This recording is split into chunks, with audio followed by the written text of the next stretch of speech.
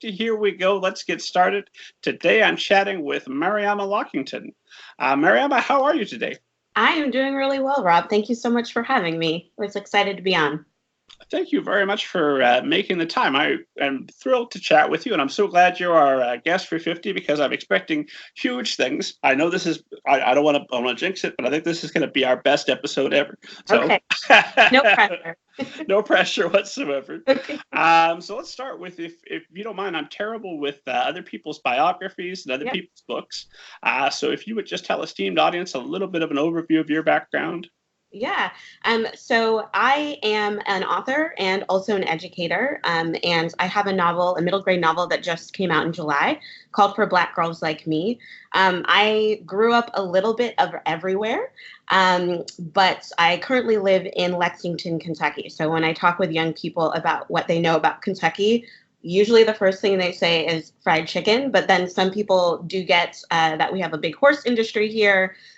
Big, Kentucky Derby races, the home state of Muhammad Ali. And so it's fun to sort of talk to young people about all the different places that I've traveled to and lived in. I've lived in 7 different states, both as a kid and as an adult. So that's a fun thing. And I've been writing for a really long time, but I've also been working sort of in education nonprofits, working to support teachers and students in sort of out of school time. And so those are my big 2 passions, is writing and storytelling for young people. For adults, I write poetry as well. And then also working with young people in educational spaces. So. Gotcha. So lots to unpack there. It's a heck of an impressive resume. What kind of out of school teaching, what does that entail? Yeah, so I started out my sort of education career working for an organization called Citizen Schools, which is a program that's similar to like a Teach for America. I got a teaching fellowship, and after I graduated from the University of Michigan, I went out to San Francisco Bay Area.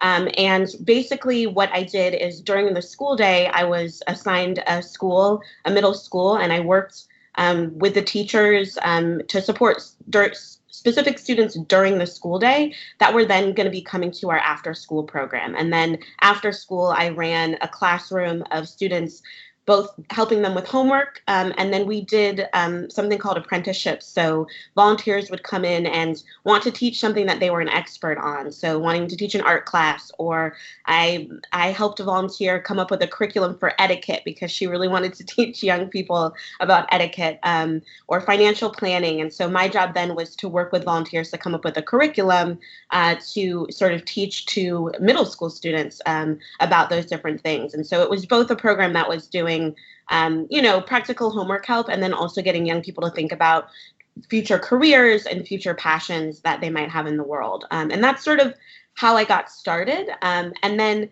when I was done with my fellowship, it was a 2-year fellowship, I found an organization called 826 National, which was actually started by an author, Dave Eggers, and an educator, Nineveh Caligari, out in San Francisco.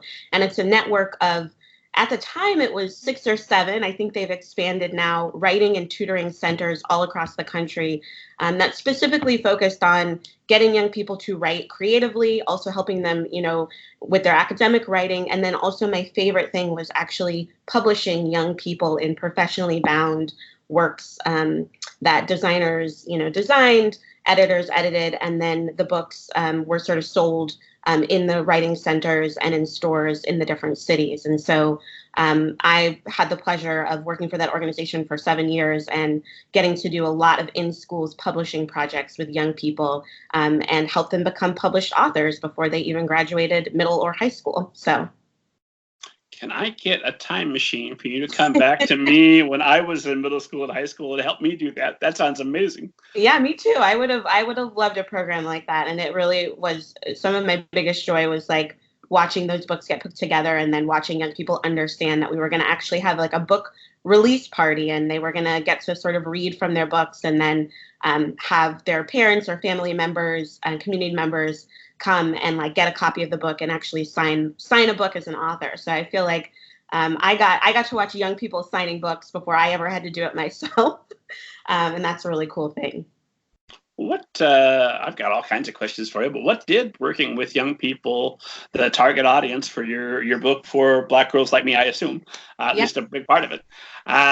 What did working with those people, young people, on publishing and helping them write and learn to do that, teach you about writing and bring to your work? Yeah, that's such a good question. I've always known that I wanted to be a writer myself and be a storyteller and pursue publishing, but I've also always known that that I needed to not be, I think writing can be sometimes very solitary, which you need in order to get the work done. But I also knew that I needed another passion in my life that would bring me out into the community and make sure that I was interacting and talking and learning from others. I'm definitely a nerd, a lifelong learner. I love school. We can talk about more about that later.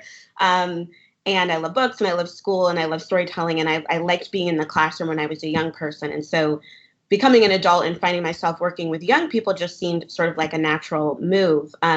What I love about writing for middle grade, I love working with high school students too, but middle grade and middle school is actually my favorite sort of place to live, is that I think that what I've learned from that age group is that there's this unfilteredness, and young people have not yet gotten worried necessarily about if they're saying the right thing, but they just have a ton of questions. And yeah, sometimes they blurt out things that, you have to have a conversation about why did you hear that and why do you believe that? But they're still forming their identities, but they're also really honest and really truthful with you. And so I think that I've learned sort of that from working with young people, is sort of that just like curiosity and that wonder that I think exists at that specific age. And yes, it's awkward, and sometimes a little bit smelly, and people are trying to figure out their feelings and their bodies, but I really love that sort of wonder and curiosity and magic of that age. And I think it reminds me as an adult not to take things so seriously,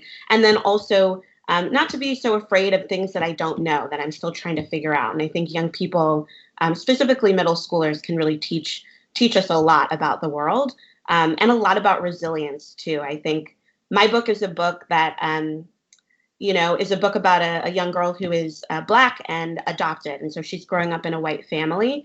And there is a lot of joy and hope and fun in the book, but there's also some like tough subjects as well. And I think that young people can handle more than we think they can sometimes. And if you spend time with them, talking with them, I think that becomes apparent. Yeah, no, that makes complete sense. I love that that the young kids will blurt things out that are unfiltered. Because even when it's a terrible thing that you shouldn't say, they don't know that you shouldn't say it most of the time. And it's a learning opportunity for them, whereas adults still think those things are just better at hiding it. Yes, exactly. And then it's a moment for a learning, a learning moment. That's just a follow-up question about, well, why are you saying that thing? If it's something, that someone has blurted out that's problematic, it's an opportunity for growth and for a conversation about where that came from. And I don't think we do that as much as adults. I think, when someone says the wrong thing, we sort of tense up and, people get defensive, or, all these things happen. And I think with young people, there's there's a little bit more room for us to have a conversation and sort of get to the bottom and the root of where that's coming from.